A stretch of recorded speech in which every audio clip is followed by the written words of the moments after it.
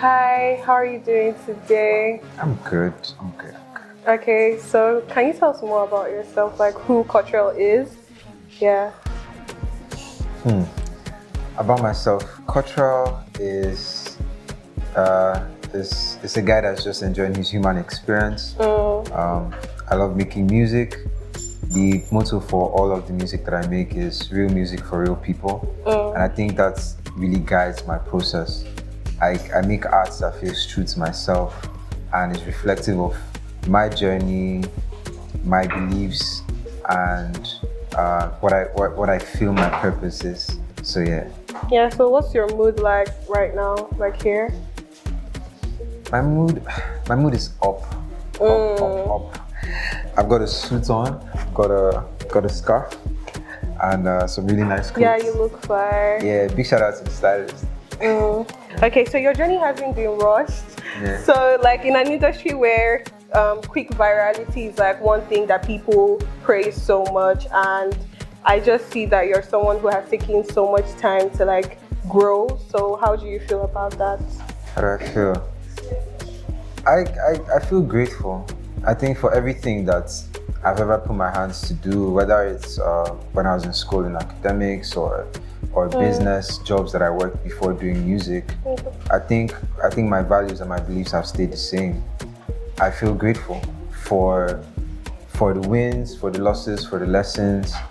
I am very focused on my journey and not what any other person has going on. So for people that have been blessed with viral moments, I'm taking them from the streets of Surulere to the O2 Arena is beautiful and is nothing short of inspiration that I draw from it, but I'm grateful for my journey, because as much as you look at other people and go like, oh, I wish I had what they had, there are also people that look at me and go, oh, I wish I had what he has. So gratitude is a must. Comparison is the thief of joy, as they say. So from Port Harcourt to like Lagos, you were running a dried fish business, and now you're selling out concerts. So how has that journey shaped you so far?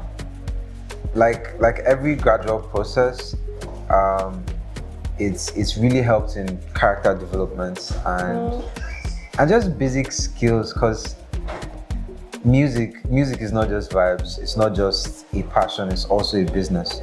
When you think about it, selling fish in Port Harcourt before moving out here, just like the things that I did prior to that, whether I was being the president of my department when I was in uni, or the academic director, or the deputy speaker of the SRC, or the PR, like just a bunch of stuff that I've done helped shape one, leadership skills, because I'm an independent artist. So I'm basically running a business and I'm at the head of my team.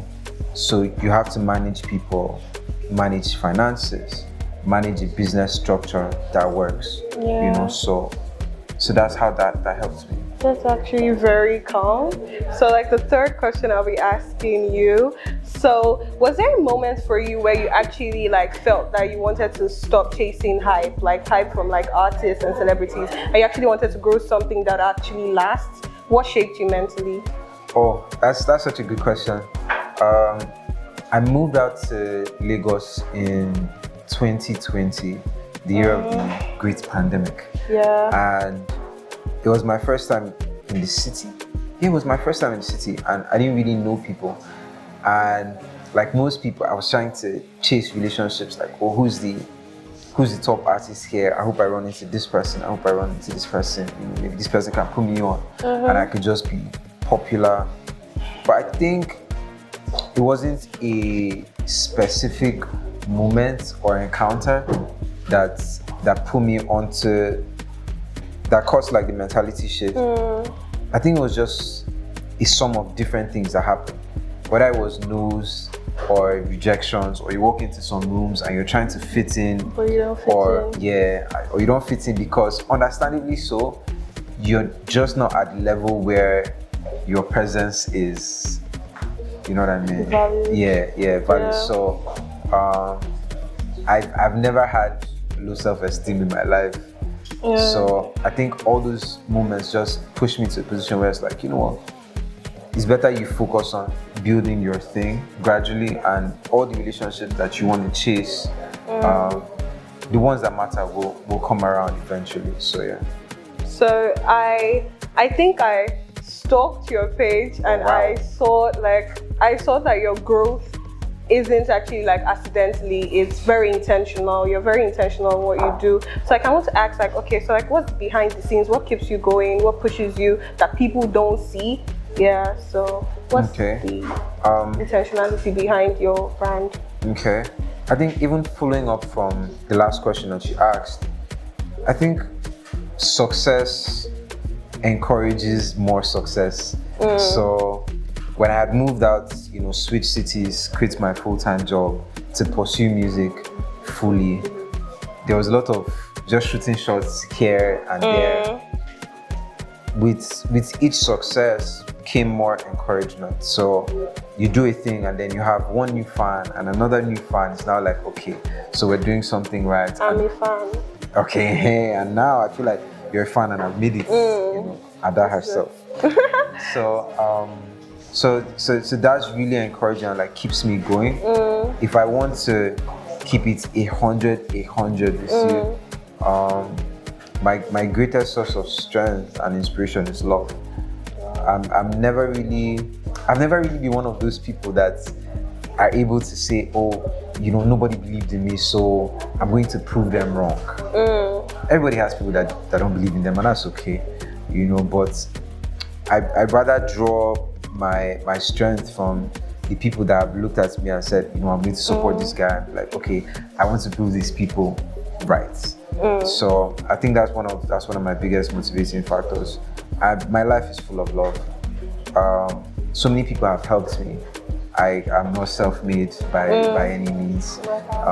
My team, my band, my manager, like these are people that just support, like for who you are. Yeah, and people that have bought into the vision for my career, my life, and have decided to be a part of it. So that's a big part of where I draw strength from.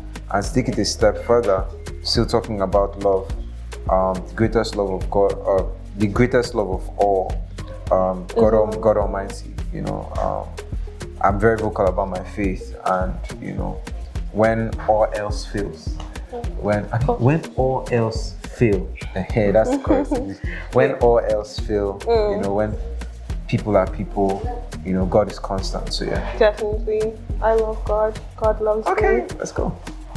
So as your visibility increases, how do you plan on protecting your emotional space? Like apart from who we know you as right now, behind the scenes, how do you plan on protecting yourself?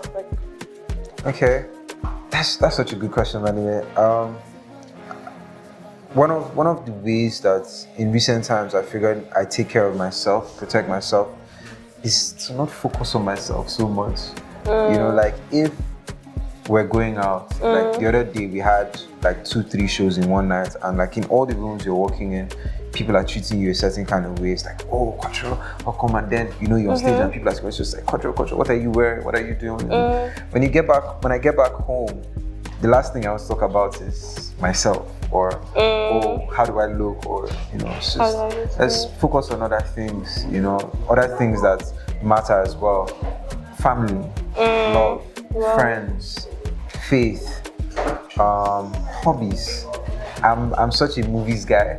I love movies. I love TV shows, and on a deeper level, I like to, even when it comes to my music, I like to focus more on what the music is doing for other people versus how it makes me feel or what position it's putting me in.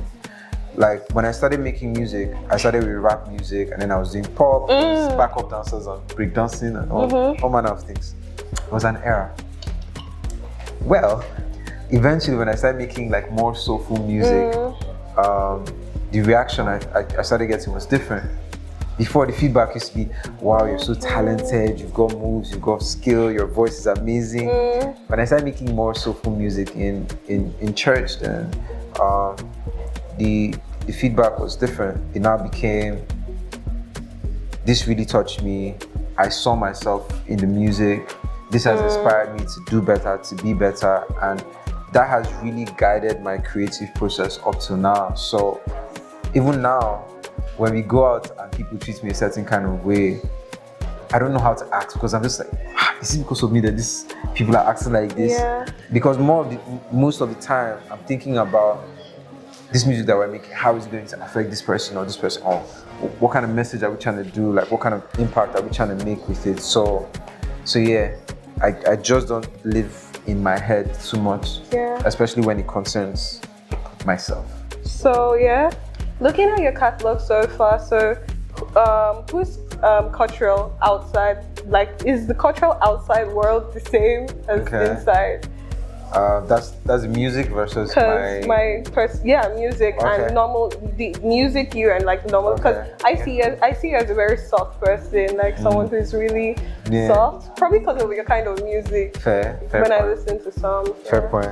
I think you're not far off. I think if you listen to my music, you have a good idea of my personality and the kind of person I am. I'm just a really chill guy. I don't take. I can think like overthinking sometimes, but I don't take life too seriously. Like like it's peace and love here. But you know how it is. Even the chillest people can be really big goofballs in safe spaces. So if you come to my crib and we're hanging out, then I'd probably just be the biggest clown in the room. Yeah. So sometimes it's like that. But yeah, I think I'm a pretty introverted guy.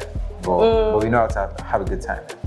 Yeah, that's actually really beautiful. So what kind of legacy are you trying to keep? The one that people get to be like, oh, we know Kotrell for this. Yeah, so what type of legacy are you trying to build? Well, when it's all said and done, I hope the legacy is love. Just a guy that's made the world a little better through his music and his gifts, resources, whatever. It just made the world a little better. I feel the love right now. Yeah, so that's all. And yeah, it was nice having you here. It was so nice chatting with you too. Yeah, definitely. Thank you. So yeah, shout out to EscapeMag. We love you. EscapeMag, big love.